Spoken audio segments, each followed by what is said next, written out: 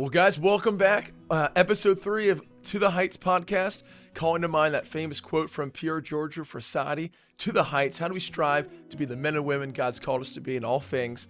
And if you haven't already, check out the first episode where Coach Hedrick and I talk about sports, what that means in our lives, victories, losses, how we journey together.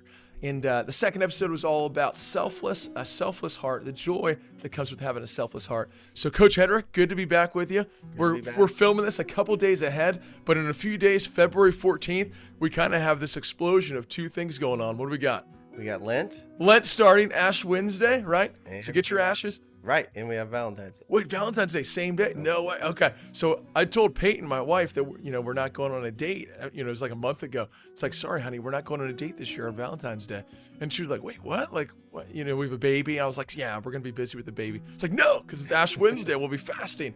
So if you don't remember, so on Ash Wednesday, as Catholics, we're asked to abstain, so not to eat meat, right, as a sacrifice to our Lord, and then also to fast, right? So a lot of Catholics kind of forget that piece, but the fast is actually to have, not to eat between meals and to eat 2 small meals and 1 medium-sized meal, just as a little sacrifice to the Lord on Ash Wednesday. So technically, man, somebody was like, you should go out, you can't have a steak, but you should have lobster. And I was like, that kind of defeats the purpose. But anyways, Matt, good to have you back here. How's everything going? Back. Everything's great. Good, yeah, good. Awesome. So wanted to ask, first of all, right, Valentine's Day, we'll come back to Ash Wednesday, but how did you and your wife meet? You guys have been married 24 years, right? 24 years. Going on 25? Yeah, 24 years.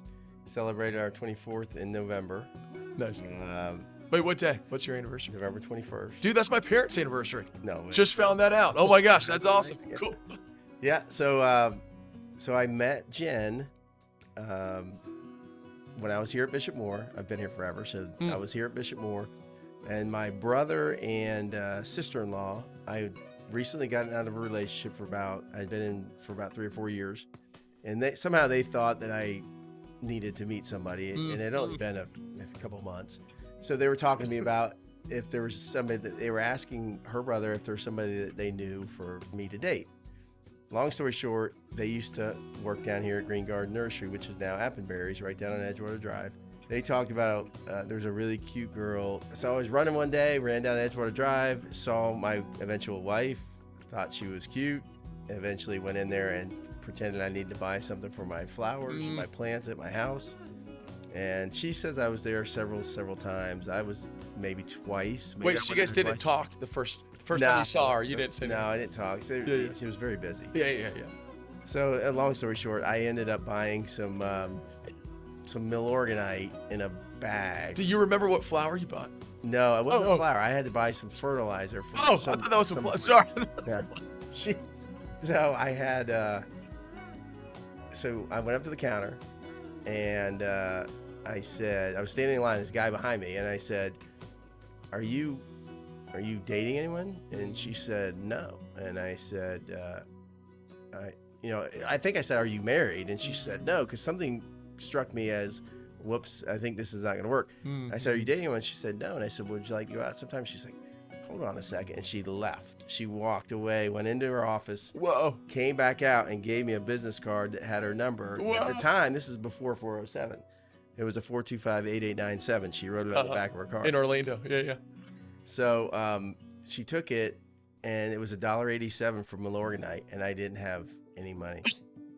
Wait, so you had the fertilizer on the counter, didn't have any money on you. This is worse. I wrote a check Ah! for $1.87. Hold on. When she went back in the back, you asked her, "Do you have a girlfriend? Are you married?" Right? Yep. Did she respond? And then she just goes in the back. She said no, and then she said no again. So there wasn't what were you thinking when she just I left? thought she was bailing on me the first time. Oh, okay. I thought she was bailing, but she came back. She gave me her card, and the guy behind me was kind of laughing, like, "Dude, it's not going well." So that night, which is you're probably not supposed to do that. That night, I called her. It's like 8 o'clock at night, early. Yeah, right? yeah. Her sister, who she lived with at the time, said, "I'm sorry, she's not here. Can I take a message?" And I said, or she said she's asleep. And I was like, "Oh no." 8 o'clock at night. 8 o'clock. Like I'm getting blown off. And but she called me back the next day, and we went on our first date. And then the next day, you guys went out? We went on a date a couple days later. Okay. Yeah, she called me back the next day. Where did you guys go? First date? We went to Antonio's over in Maitland. Nice. And then I was telling Sarah that we ended up going to U2 on our second date. No way. Concert. And that was her idea. So I figured we're in a good place. Dude, those are 2 good first days. Yeah. You know, Antonio's, this nice Italian restaurant, That's right. and Maitland, and then U2 concert. Yeah. Dude, no wonder. Yeah, Wow. pretty good. Pretty good. And then how long did you guys date before you? We dated for Yeah. about 18, about a year. Because you were already in your 20s, right? You were like, Yeah, so I was 27 when Okay. I met her. Okay. We got married when I was 29. okay. Yeah. And you know, like right away, you're like, man, this is the girl. I knew it was pretty good because it was easy. Yeah. And if it's not easy when you're dating, it's not Yeah. going to be easy when you Like get comes married. natural. Yeah. Yeah. So it was pretty good. Yeah, that compatibility piece. Yeah.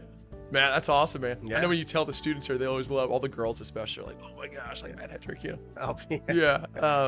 But it's been neat to like see, you know, that you've been married almost 20, going on 25 years. Yeah. You got some years on me, right? Yeah. Peyton and I have been married 2 years. And so I always love like picking the brain of people who've been married way longer than us of like, man, what would you tell newlyweds of, you know, Yeah. to a marriage of happiness, and not just happiness, but like fulfillment and living our mission? What would you share? Well, I mean, so many of the things are really simple. It's just Mm-hmm. we talked about Lent and getting ready Mhm. to celebrate Lent and what that means, and same thing with a marriage. You know, Right. just about being able to communicate and being able to sacrifice for one another, and really most of the time putting the other person first as much as you possibly can, Yeah. and to have a balance with that, I think is really important. And then just liking the other person's pretty Mhm. critical as well. Yeah, You yeah, have yeah. to be able to spend time. with Enjoy them, spending time. with enjoy spending time with them in a lot of different ways. And so, but I think you got a pretty them. good plan. So Jen's got to enjoy the football games. She got to enjoy coming to Richmond. Yeah, she does. She does, especially when the boys are playing. Yeah. She doesn't Oh, enjoy it as there's- much now. Yeah, when your 2 sons are playing. Well, how did you and Peyton meet? So That's- Peyton and I, that's so the story. so we've been married 2 years now, going on 2 years. April. Whoa, got that wrong. April 30th. Her birthday's in March. I always get these dates mixed up, but women take dates very seriously. You know, I Yeah. can't. You know, well, everybody takes dates seriously. You'll forget it someday. Yeah. but So it's gonna be a few years. I got a calendar with like important dates, and I Yeah. got some of these dates circled. Don't forget that one. But so I was actually here working at Bishop Moore Catholic. COVID happens, right? 2020, and everything kind of goes online, and we start making these videos for campus ministry of, you know, 1 week was about the saints, 1 week was about, you know, prayer, 1 week is about, you know, living your faith and you know, wherever you're called to live it, you know, so different themes for each week. And so the week of the saints, I picked this young girl. Her name's Chiara Corbella Petrillo. She's actually a servant of God from Italy, and her story is super neat. So if anybody hasn't heard of her, go check her out. Her name's Chiara Corbella Petrillo. She's a woman who gave her life for her baby that was in her womb. She had cancer, and she decided to postpone treatment while she had, you know, until she gave birth to the Right. baby.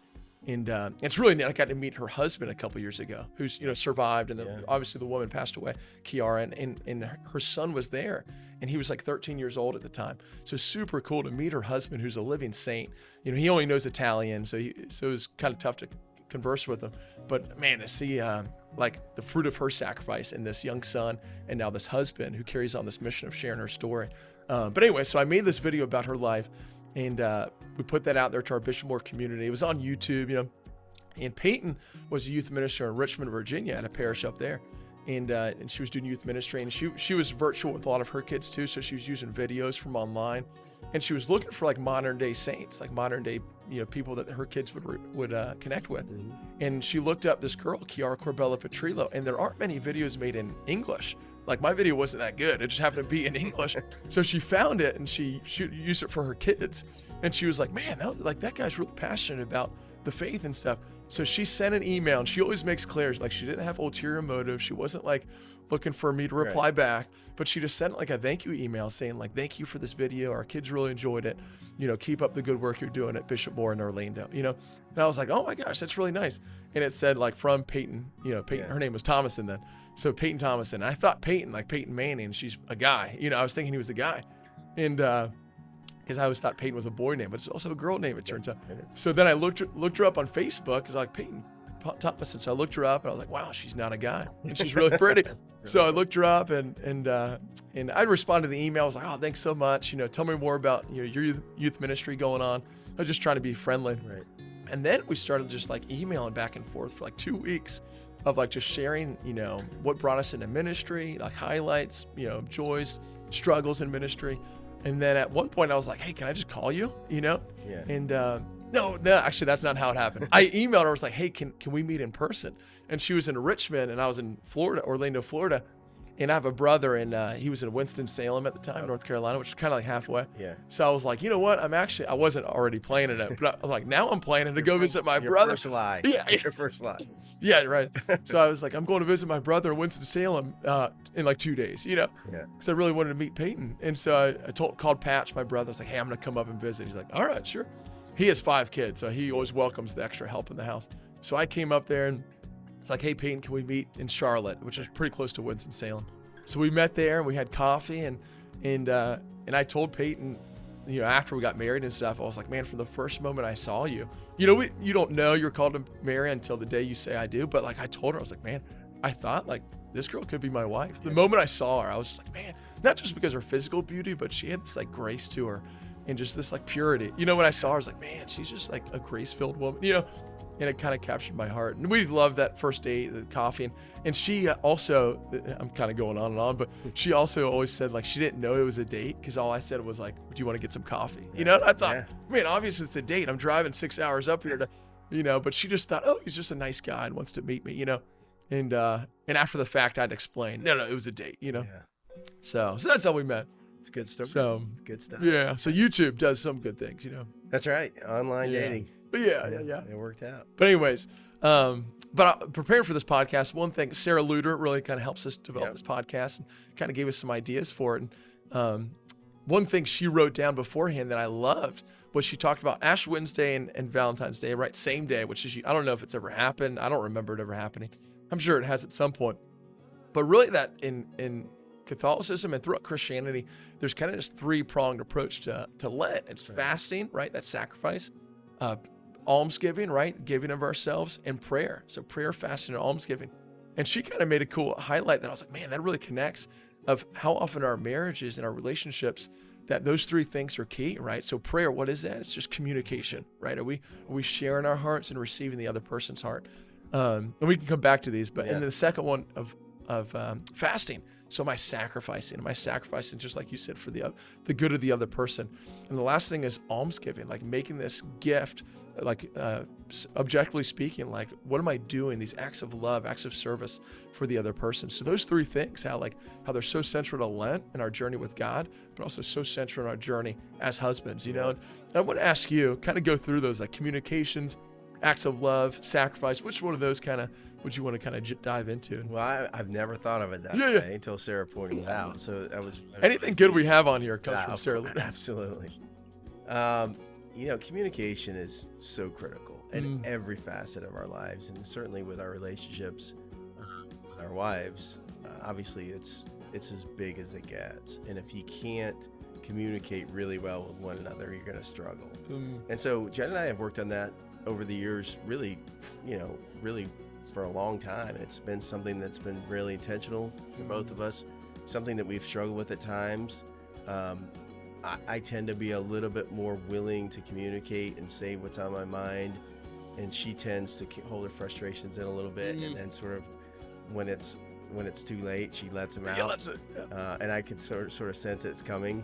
So a lot of times I'll have to ask her, like, hey, what's going on? As you sense it's building. Yeah, because I know I've annoyed her at some point, and it's gotten to the point where I need to address it pretty quickly. Otherwise, it's going to boil over.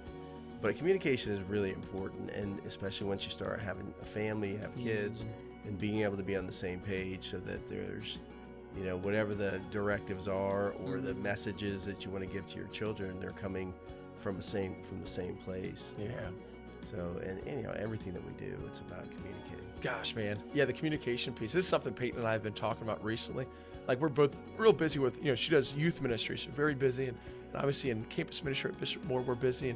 But now having a baby, an 11-month-old, it's like, oh my gosh, another factor where like now we have no time, without the baby. Like once the baby's down, then we're just exhausted, And we kind of sat down the other night. We're like, man, we're just like doing too much. Like we haven't had time to share with one another and just have, one time somebody said we need carefree timelessness, like no agenda, nothing like we have to do, just carefree timelessness, just to be with the other, And I was like, man, we haven't done that in a while. And it kind of, it called me out a little bit. Not that, we were both looking at our own lives and our own hearts and saying, man, we need to make time for that. And it's got to be a decision, kind of like we talked about a few weeks ago with prayer. We have to make a decision to talk to God. Otherwise, man, our day gets booked up. Right. Everyone's busy, right? I heard a homily recently, and the priest, I thought it was a cute little, I don't know what you call it, but he was using the word busy, B-U-S-Y, and he said, whenever we say we're too busy for God, too busy for prayer, he said it's being under Satan's yoke. So he's like, if you're too busy to pray, too busy for God, right, man, you need to let things go. That's not from God, you know? So it's kind of the same thing that we've realized, and we need to make a decision. About, man, we need to make time for one another, just to share and not have an agenda, but how to just have that carefree timelessness. And just like you said, communicating, how crucial that is, Yeah, and we're never too busy, ever. I mean, we think we are, but we're never too busy. How much time we waste every day doing things that are super insignificant and aren't really providing any substantial benefit to our lives, but yet we're too busy to pray, or we're too busy to talk to our wives. So we all use that excuse at times, but the truth is we're never too busy for that. Amen. Good. Yeah. So communication, prayer, so that first piece. But also those last two of acts of service, acts of love, like that almsgiving piece, then also the sacrifice, kind of like the fasting when it comes to Lent. But I want to ask you too, just like how you've seen that with sacrifice and acts of love. Like, how have you seen that? I'm sure you've grown over the years, over 25 years. So often at first we go into marriage, and I remember getting married, like so often when we're young and in the movies, it's like, man, find the person who will make you happy. That's the line of everyone. Right. Can they make you happy? And that's mainly, like you want someone who will make you happy. But if we like carry that with us, like, oh, it's all about, because who's the center of locus there? It's me. Like, who can make me happy? Right. I'm going to marry you for me, So it automatically kind of turns the whole thing on its head.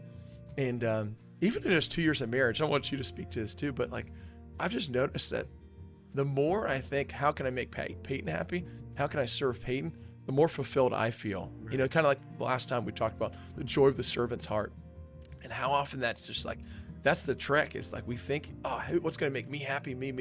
But the moment I say, no, I'm called here to lay down my life, to sacrifice for the good of this other person, that's going to lead to my happiness. Right. It's like the inversion of, So I don't know if you want to share how you've seen that. It's like that freedom of self-forgetfulness that we talked about before, just that idea of, you talk about sacrificing for somebody else and caring for somebody. It's really about caring. And this definition I learned a long time ago that I've always really liked. It's been very difficult to put into practice on a consistent basis, but I love the definition about caring. It's just really finding out what's important to someone, in our case, our wives, and making that important to you in a way that they can feel, right? And so when we first start dating, when we first meet somebody, we love everything, right? Oh, they want to do this, go dance, and we love that. Yeah, we'll do that too. But as time goes on, your true colors sometimes come out, and you realize, okay, I don't really love that, or I don't really love this. But if it's important to the other person, there are certainly times in terms of sacrifice where you have to make it important to you. And it has to be in the way that they can feel. So instead of just saying, and I'm guilty of this, I'm guilty of all this, that's not why I can speak to it so well, but you can't just say, yeah, I'll do that. If you want to do it, I'll do it. Yeah. That's not like begrudgingly feel as though you think it's important as well. So I think that's a really good definition about finding something that's important to someone that you care about, and making that important to you in the way that they can actually feel. Amen. I like what you just said too. It's not just the fact that you did it. Like, it's not just that Jen came to your football game, or that you did what she wanted to do. It was that you did it with joy. You did it with humility, and like, even if you don't want to do it, you're like acted like you did, just out of love for the other person, And that's what's amazing about Jen. And Jen a little bit. I mean, she is amazing. She's always like that. I mean, she is fired up for life, and she's got tremendous joy, and she really does care about the things that we care about, me, Luke, Heath, and all the people in our lives. And so she's all in, and it's an incredible quality that a lot of people really don't possess. I know I don't, and I try to be mindful of that so I can do better. But for her, it just comes natural. Gosh, man. Yeah, Peyton, I remember coaching basketball at Bishop Moore JV a couple of years ago, and Peyton would come to these games. I knew she didn't could care less about, she always said she was a good 3-point shooter in 8th grade, but I'm still waiting to see that. But she would come to the games and just like cheer on, and she'd have the biggest smile, and I'd just be like, man, like what is she doing here? Like, how's she enjoying this? Yeah. And I knew she was just doing it for me. Like, she knew I was looking up at her, and like, Right. she, so yeah, just like that ability to say, you know what, like, even if I don't understand this or want to do this, I'm doing this out of love for the other person. Man, what a powerful gift. Yeah, you do. And I want to ask you too, like, what in Jen do you admire most? I know you just mentioned a little bit, but like when you think about your wife and like what she's taught you over the years, what would you say to that?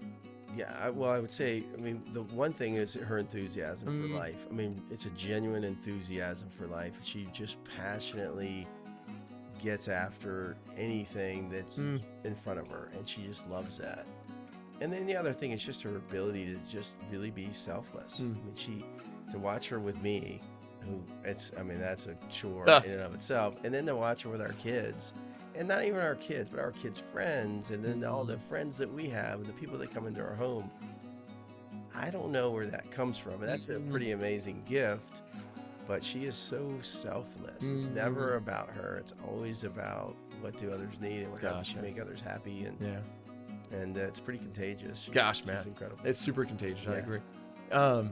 And to kind of come back to Ash Wednesday and Valentine's Day the same day, and I think it's really neat. We briefly mentioned it, but like, gosh, what is the whole story of Jesus? Like, ultimately, he came on this earth to give up his life for us. Like those final few days of his life, his passion, his death on Good Friday, the ultimate resurrection on Easter Sunday, but this complete gift of myself for all of you, for each one of you, right? For every person who's ever lived.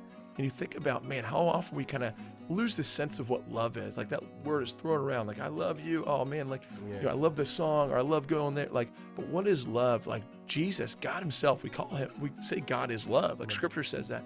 But what is it? And the most powerful image is Jesus on the cross, right? Like this person, like in every classroom here at Bishop Moore, we have a crucifix. And as a kid, I remember it kind of scared me a little bit. It's like, why do we have this dead guy? Like in our churches, in our classrooms, why do we have that? Like kind of scary, right? But ultimately, it's because that's what gives us life. The crucifixion, this complete gift of self that Jesus gave us, ultimately led to the resurrection, right? The worst day that could have happened, we killed God, right? God himself ultimately led to the greatest thing that ever happened, the resurrection. When the gates of heaven were open, his love was poured out for every single one of us, open to every person who's ever lived. And what a beautiful testimony to what we're called to in marriage, right?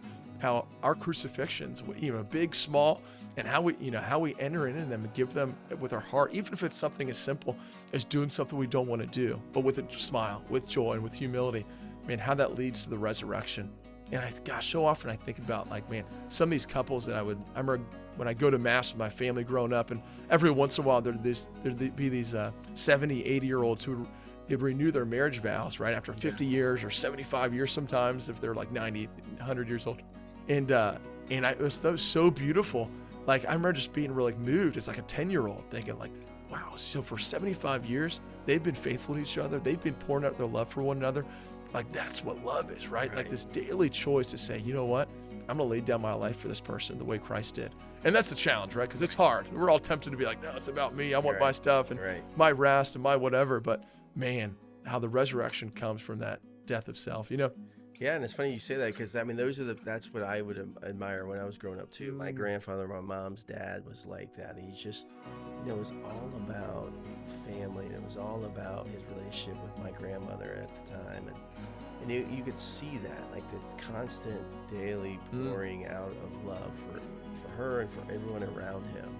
And being young like that, 6, 7, 8 years old, and admiring that quality and thinking that's something that feels like what life should be and what I should strive to do. And even at that age, to be able to have that sort of realization, I think is pretty powerful. And I think every one of us too is attracted to that. Like, gosh, man, just as humans, we're literally made for that. So I think like even in people who like dead in their heart by their choices in life, I think there's even a part of them that's like admires that. They're like, wow, there's something beautiful to that, right? Because we've always, throughout history, we've always honored sacrifice. Every culture's honored sacrifice, whether it's someone who sacrifices for their family or sacrifices for their civilization or their community, right? That's always been an admirable trait. And it's just like ingrained in it. God's literally made us that way. Yeah. And now while you were talking, it reminded me of like one of my favorite songs growing up. It was this country song, and I can't think of the name or who the singer was. It's got a lot of twang to it, but it's all about, so it was about this girl who and some people may know this, but it's a girl who, I think it was an abusive home, and she like hid behind the couch, and she had this vision of Jesus, and Jesus in the vision, he's telling her like how much he loves her, and she's like, how much? And he stretches out his hands on the cross. He says, I love you this much. I think I'm trying to remember the lyrics, and I'm waiting on you to make up your mind. You love me too. And I think it keeps going. He says, however long it takes, I'm never giving up. No matter what, I love you this much. And he just keeps his arms outstretched. Right. And man, like how often, this is a story about a little girl who's in an abusive home, but how often every one of us needs to go back to the cross to say, man, what's my deepest identity? Like, even when I screw up in the world and I mess up and I don't fulfill the obligations I need to, and I seemingly fail on the surface, like, man, I can think I'm a failure. I can think I'm a bad husband. I can think, man, I'm not doing enough, right? But if we go back to the cross, right, and say, Jesus, remind me who I am.